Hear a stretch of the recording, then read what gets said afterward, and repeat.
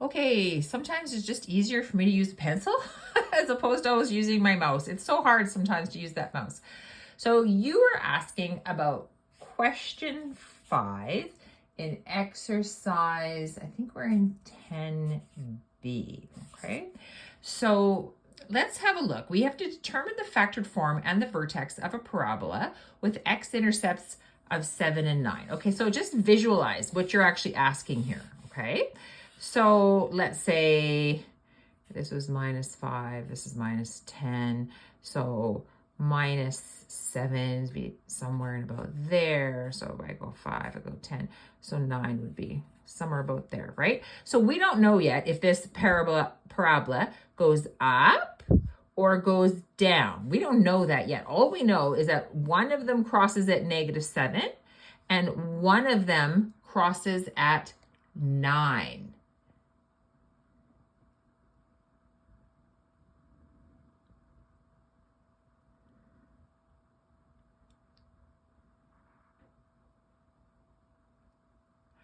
Okay, so we know the fact that of a parabola, our equation is y equals a squared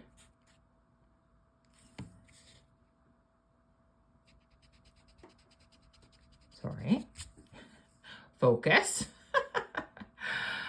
The equation of a parabola is y equals a x squared, right? Because a will be the width of the parabola, x squared plus bx plus c. So that is your basic, we call this the standard form. You probably know that already. So we call that the standard form of the parabola. We want the factored form. Well, here's the good news. When they give us the x-intercepts, they kind of give you the factored form, but you got to remember to take the reverse of it, right? So when it says -7, you have to actually say x plus 7 and then x minus 9. You have to use that because, think about it, right? If we know that you want to get to this x plus 7 equals, you're going to set it equal to 0, so then x will be equal to -7. Remember that little trick, okay? So you have to always take the opposite sign when you're given the x-intercepts and you're putting it in factored form, okay? There's lots of ways to write these parabolas, but what we don't know is this. We don't know the value of a. This is our mystery right now. We don't know if this is like a fat parabola or a skinny parabola. We don't know. So we have to actually solve for that. And you're going, well, how am I going to solve for that? Like, I can't solve for that because I need something more. I can't have two variables, right, in algebra. So I've kind of got this part covered. Like, basically, this is going to come from here. But now I have to get this part. Well, I actually know my y. Look, they told me y-intercept is 63. So I can go 63 equals a, x plus 7, x minus 9.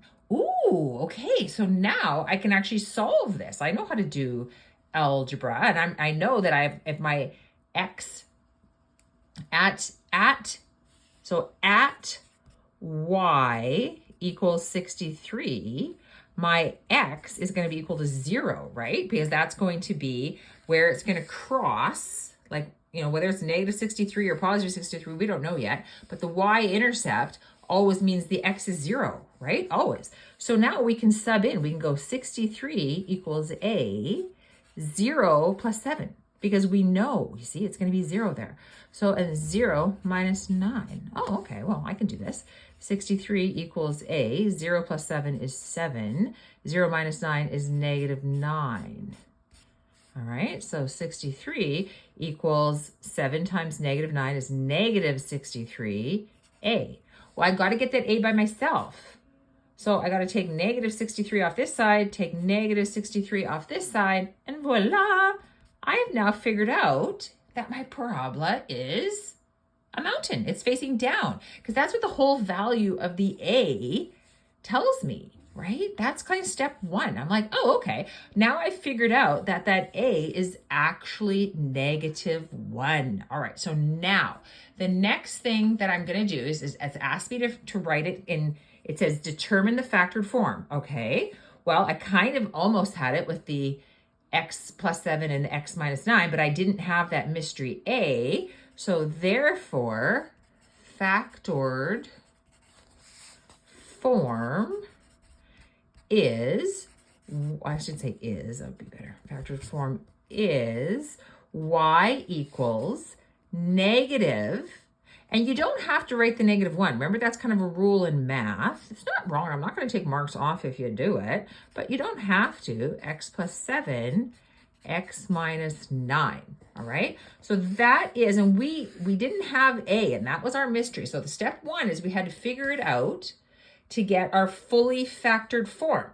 Again, if you're given the x-intercepts and then you're asked for factored form, be like, yes, I can do that because that's like pretty easy. I'm given them. I just got to remember to flip the signs. Okay, so that's part one.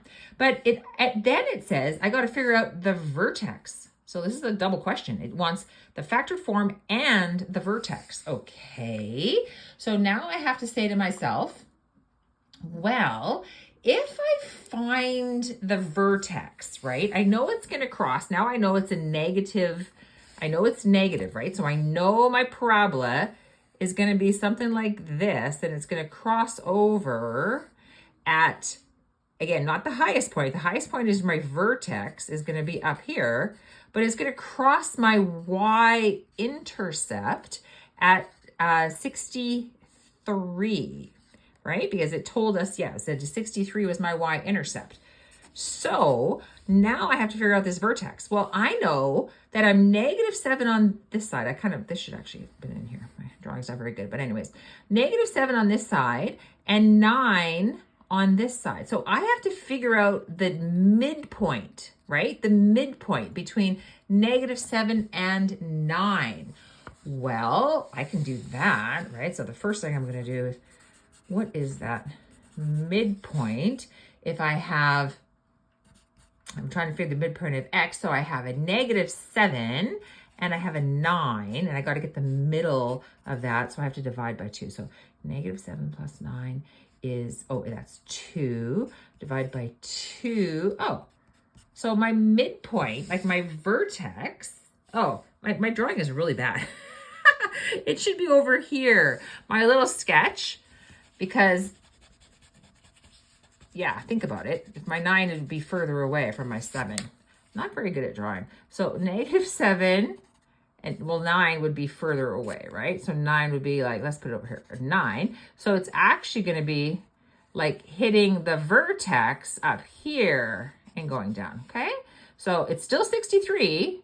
My y-intercept is still 63. But my vertex, I just figured out, is going to be at 1, right? My axis of symmetry is going to be x equals 1 if I'm asking for my axis of symmetry there, right? So that I figured out between -7 and 9, that middle point is 1. So I've got the first part of the vertex, right? So now I have to solve for the second part of that vertex. I'm trying to figure out what that second part of that vertex is. Well, I know that my equation that I had was up here. I know my x now. So let's just sub in my x, right? So let's go y equals negative.